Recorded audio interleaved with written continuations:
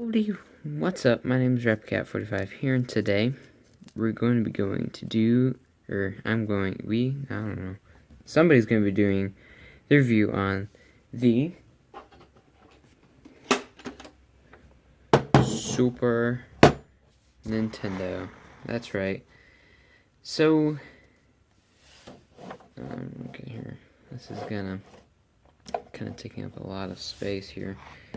And my camera isn't very elevated, but here, I think you kind of get the general idea of the Super Nintendo here. So actually, let me, here, I'll be back in a second. I'm going to try and find something to elevate the camera. Alright, I don't know how well this is going to work because, it's kind of like this big bulky thing I'm using. But we'll do with what we got. So here it is, the Super Nintendo. This is the console after the NES, so Super NES. But yeah, basically it's just the second one it's the second NES, or well, it's the Super Nintendo. Okay, I don't know what I'm saying anymore.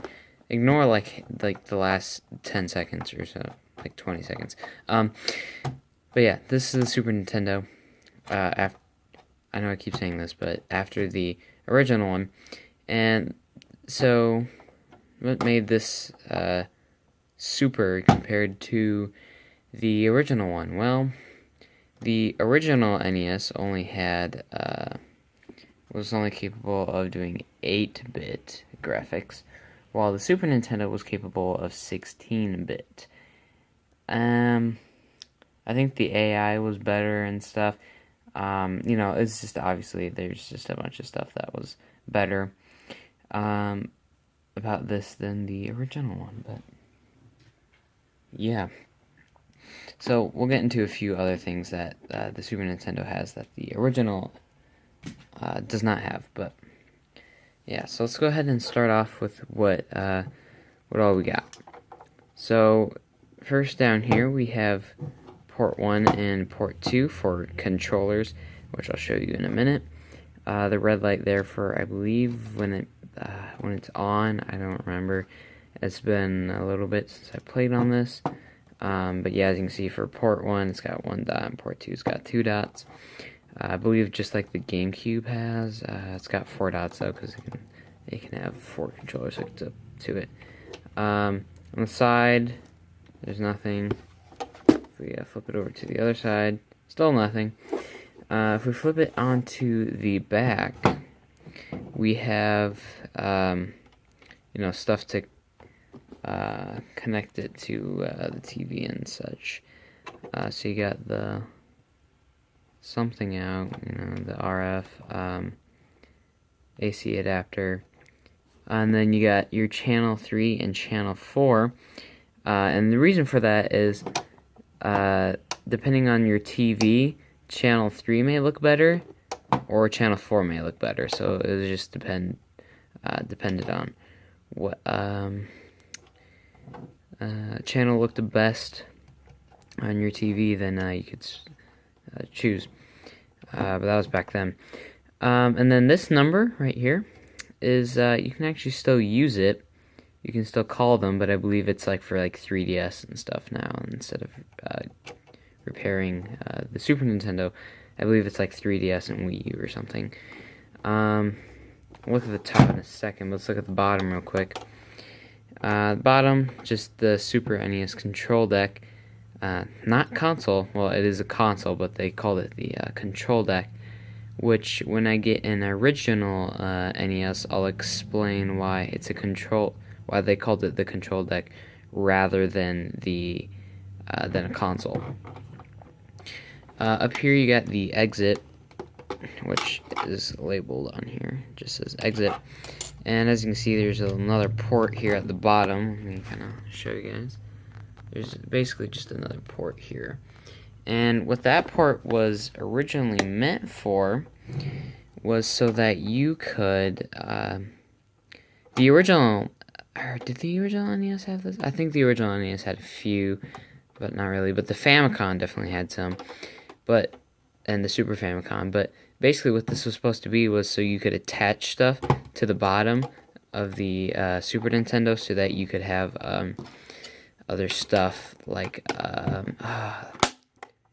I can't think of anything, but the Famicom had quite a few different things that you could put at the bottom to enhance it and stuff. I don't remember exactly what all they were, but none were actually ever made for the Super Nintendo, so while it's there, it has like literally no use. Meanwhile, on the top here, we got the Nintendo logo. You have power, so flick it up and it'll turn off, flick it down, it'll turn off. Here's a reset button, so like if your game pauses or it won't load up the first time, just flick the reset button or lever up and it'll reset the game. And then you have this giant lever down here, which is labeled eject, and that's to eject the cartridges. Speaking of cartridges, we'll go ahead and take a look at a cartridge, and then we'll move to the controllers. So here we go. We have Super Mario World, which is the Mario game for the Super Nintendo. We didn't have a new Super Mario Bros. Not new Super Mario, just Super Mario Bros. We had Super Mario World for the Super Nintendo. Yeah, as you can tell, the cartridge size from the original NES shrunk quite a bit, and kind of, it's not nearly as tall, but it's a little bit. I don't know if it's wider or not. I feel like the base of it is, but at the top, I don't know. I don't have an NES or NES cartridges. Obviously, I plan on getting them at some point. But yeah, there you go. That's just kind of the cartridge, basic rundown of the cartridge. And as you can see, you could get into these. I don't know how. Okay, but I don't know how to get into these. But the only reason you'd have to go into these is to change out the save battery, because this console doesn't hold any save data at all. It's all on the cartridge. The cartridge is the one saving the data. Unlike the Wii U and like the Wii and stuff, where the data saves on the system and not the game. But the 3DS, I think it still saves on the cartridge, but it's like, I don't know. Does it have a battery? I don't think it does. If it does, it lasts for a while. I don't think it does though. But there's just a little flap here on the top of your system, and that's where you shove the cartridge into. And there you go. And then you flick power, and you were pretty much ready to go if you had a controller plugged in, which I don't. Yeah. So then there's a little sticker down here that says, "Power switch must be off before loading or removing a game pack." And that's just the cartridge. That's what they call them. And then the eject button, as you can see, pops it out, and basically, so you can just pull it out. Because otherwise, you kind of have to yank it out, and it's not that convenient. And you're not supposed to do it like that. So there's an eject button, and it just kind of launches them out.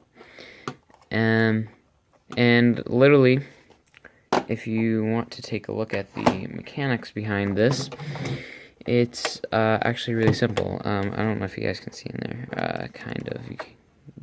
There's no lighting, but if you press this, I don't know if you can kind of see it. It's kind of like right here. See that little piece of plastic moving? There's one on the other side too, and it literally, all it does is when you push this, it just shoves the cartridge out. So, simple design, but it does the job.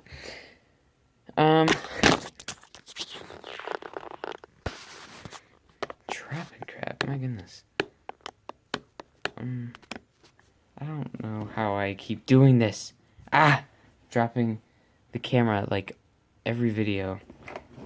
It never fails. Okay. So, here we go. So here is a controller. So, the first thing you'll probably notice about the controller is that it now has the X and Y buttons. And it also has right and left shoulder buttons.